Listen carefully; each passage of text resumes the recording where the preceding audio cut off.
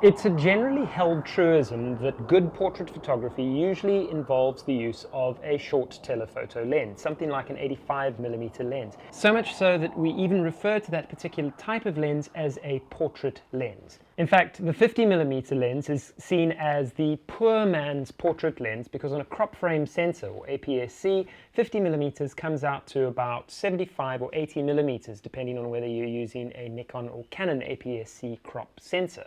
Before diving into my thoughts on the wide-angle lens as a portraiture lens and how you can use it to create better portraits, please remember to drop a like and a subscribe into the various blocks around here. Put your thoughts in the comments below. I'll see if I can respond as well. We're nearing 4,000 subscribes and that contributes towards being able to make more videos just like this one and more. Capture One, reviews, whatever you have. Thanks again for your support by doing those things in the blocks. Okay. I strongly suspect that the travel photography and the portraiture out of the likes of National Geographic and the Time Life series during the 1980s is the exact reason why people reach for the short telephoto whenever they think portrait and they're about to create one of these images. There's a good reason for this too. The foreshortening effect from a short telephoto lens has a rather pleasing effect on the person who's being photographed and their face. Essentially, the nose is not too large, the chin doesn't recede back, the eyes are correctly proportioned in the center of the face itself. They don't look too wide or too far apart. So essentially what the short telephoto is doing is it is ever so slightly flattening the face out, while still retaining some sort of three-dimensionality to it, but it is making the aspects of the face look more pleasing. If you use a wide angle up close, you're going to get a larger nose. You're going to get ears that seem to have disappeared behind the back of the head. You're going to get a larger forehead, depending on where you're angling your actual camera. The short telephoto is also at the same time separating the person's face from the background, creating that isolation. So naturally the lens itself has a much more flattering effect on the people you're photographing. Effectively, it's more pleasing. It's almost an idealized version of the person that you're photographing. Then there's also the inclination to fill the frame so that the viewer is going to stare directly into the person's eyes and essentially get to know them through their face itself. And the eyes are a really important feature in this situation. The German photographer Martin Schürrle, whose work I'm fairly sure you've seen, is exemplary when we start looking at the concept of using that slightly tighter view of a person's face to be able to fill the frame with their eyes and their features. He uses the effects of a slightly longer lens to good effect with his series of portraits of people around the world, all shot in the same lighting and in the same particular optical style. His preferred setup for his series of portraits is a Mamiya RB67 with a 140mm lens, which has the focal plane equivalent in a full frame camera of something around 70mm or 68mm to be more accurate. There is less of a foreshortening effect taking place with this lens than if you were using something like a 85mm lens, what we would traditionally call a portrait lens, but it is still enough that there is a more pleasing view of the face itself. What is interesting about his series of portraits, though, is that there is enough distortion in the face to give the viewer the impression that you're actually sitting almost uncomfortably close to the person being photographed. You're broaching into their personal space itself. This is very different from looking at the photographs of the likes of Steve McCurry, which are taken with a longer lens, usually around a 85 or even up to 120 and slightly longer to 135mm lens, which are all considered portrait focal lengths. The result is that the viewer feels like they're actually sitting outside of the comfort zone of the person being photographed. You're looking at them from a distance in a way.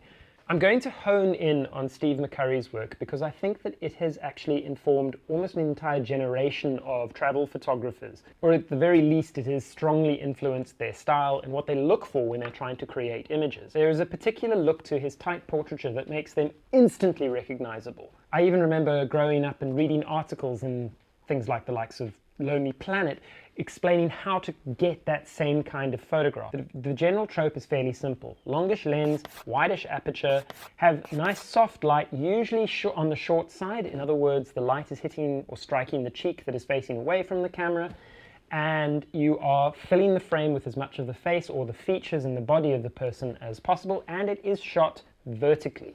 Make sure that your subject is looking directly into the camera, so you almost look like you're staring into their soul. In discussing his famous Afghan portrait, which everybody has recognized and everybody knows. He's even discussed the fact that when they first found her in the camp where she was residing at the time as a refugee, he and his assistant pulled her over to a medical tent so that there would be this nice, clean, shadowless green background, and importantly, it was in the shade as well, so that there would be more control over the lighting on her face itself. Naturally, we also have other things coming into play here, like the simultaneous contrast between the red shawl that she's wearing and the green background behind her as well. Now, I have been unashamedly influenced by the generation of photographers from National Geographic, from that period of time when Steve McCurry was shooting his assignments in Afghanistan and India and so on and so forth. However, it's only recently that I've realized that it hasn't exactly been Steve McCurry's work that I can see in the photographs that I produce. These are photographers by the likes of William Albert Allard, David Allen Harvey, Jody Cobb, and Sam Abel. One of the things that I noticed was that unlike the well-heeled trope of a short telephoto lens, these photographers were using wide to medium wide angle lenses for the portraits that they were shooting on assignment. Something more like a 35mm or a 40mm on a full frame camera. More recent photographers like Joe McNally, also a National Geographic assignment photographer, their images also show a wide angle view to the subjects that they're actually photographing. What is immediately apparent with these images is the context to the scene itself. There is a relationship between the person being photographed and the background in which they are being photographed in. Even when the photographer is seemingly too close for comfort to the subject themselves, you can still see something of that person's relationship with the environment around them because the wide angle has picked up so much detail. So yes, you're not necessarily getting an idealized view of the person's face, but you are starting to get something more about them, not just their face. What makes Martin Schurler's and Steve McCurry's portraits, or intimate portraits, intriguing is that they are almost devoid of context. Even with the amazing locations that Steve McCurry works in, a lot of the portraits share only a passing glimpse of what is actually taking place around the person that he is photographing. They bear small, colourful glimpses into the world that that person resides in. The portraits by the likes of Jody Cobb or Sam Abel, on the other hand, are all about the context. For me, the wider angle glass is a storytelling lens. I'm aware of the criticism by David Hearn that image being able to tell a story is a load of bunkum, that you actually need some kind of copy or text to be able to explain what's happening inside a photograph for your viewer to get the full meaning of what is actually taking place. Otherwise, all it is an aesthetic interpretation. But the wider angle lens is allowing other fragments of story to come in through the context that is given by the wider angle of view. Tight portraits are contextually starved, whereas portraits by David Allen Harvey show an immensity of information in the background so that we can start to infer more about the person that is being photographed. So although Steve McCurry's work is immediately recognizable and visually arresting, it tells us very little about the subject apart from their face, the color. There's nothing else happening in the photograph to give us information. Wide angles, as distorting as they can be, do give us that information so that we can start to make guesswork about what is going on inside the image. So for this reason, I find myself gravitating towards a wider angle lens when I'm creating portraits, when I'm out there traveling on the workshops that we lead, or when I'm on assignment for NGOs and commercial projects. I've discovered that a large number of the portraits that I've shot have been on wide angles, including my 16 to 35mm lens and a Voigtlander 40mm f2 lens, which seems to travel with me everywhere at the moment.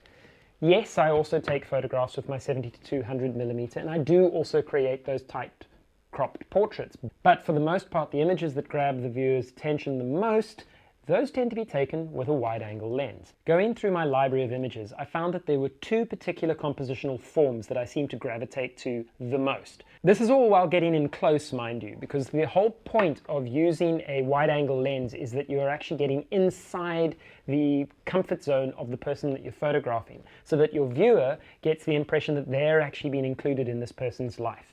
The longer lens, there's distance created between you and the person being photographed. With a wide angle lens, you're right in there.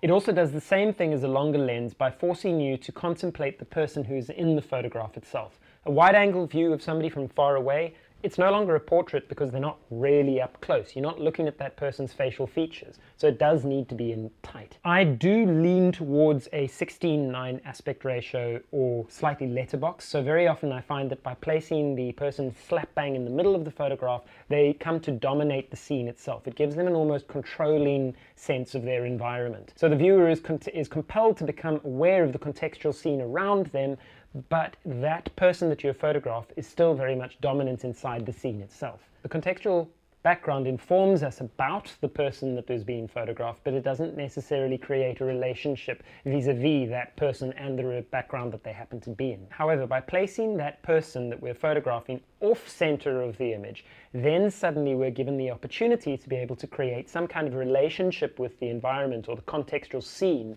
that they find themselves in. I first came across this line of thought reading Ernest Watson's book, Composition in Landscape and Still Life. This is a primer book for painters, not for photographers, but the lessons that it teaches about composition are very much applicable to photography. He describes at length in one of the chapters the concept of counterpull.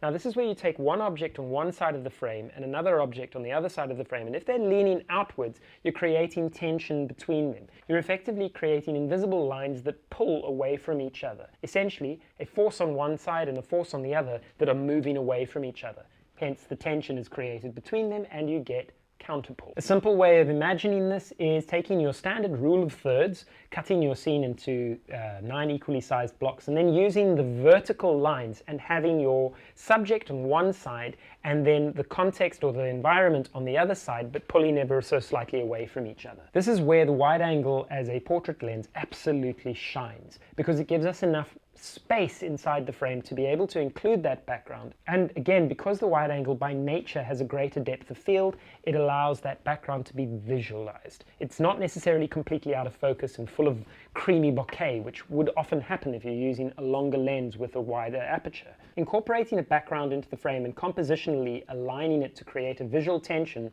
between the subject and the background that they're in automatically hints toward a visual narrative. Even when that person is simply looking towards the camera, you are able to infer more about them and their relationship with the world around them than a simple study of the face isolated from its environment through the use of a longer telephoto would do. My own particular background in anthropology also tends to steer me towards using a wider angle lens because it gives you that sense of being in the environment of the person that you're photographing. For me, the whole purpose of a portrait is to be able to get the viewer to feel like they are part of the world of the person being photographed, to put them into that intimate space in a way. To me, there is a stronger sense of that intimacy created by the wide-angle lens. There is more of a sense of being in that personal space of the person being photographed than with a longer lens, which pretty much separates you from their world. It is one of the reasons why a wide-angle lens is so important for documentary-style photography, because it places the viewer there in the scene. Another reason why the wide-angle tends to work is we do tend to shoot wide-angle portraits horizontally, whereas the basic trope for a portrait lens is to shoot vertically. You can think of the kind of cover shots that you've no doubt seen on a myriad number of magazines. The wide-angle lens, on the other hand, is almost like a director's view of the scene itself. So you are impelled or compelled to add more into the photograph so that the viewer has more information from which to build some kind of storyline. The wide-angle lens tells a story, whereas the longer telephoto lens paints a picture. A beautiful picture, potentially, but it is one that often omits any sense of narrative. Thanks for watching. Don't forget to put your comments into the blocks below, and I look forward to engaging with you about these things to do with photography. Until I see you again on the next one, cheers.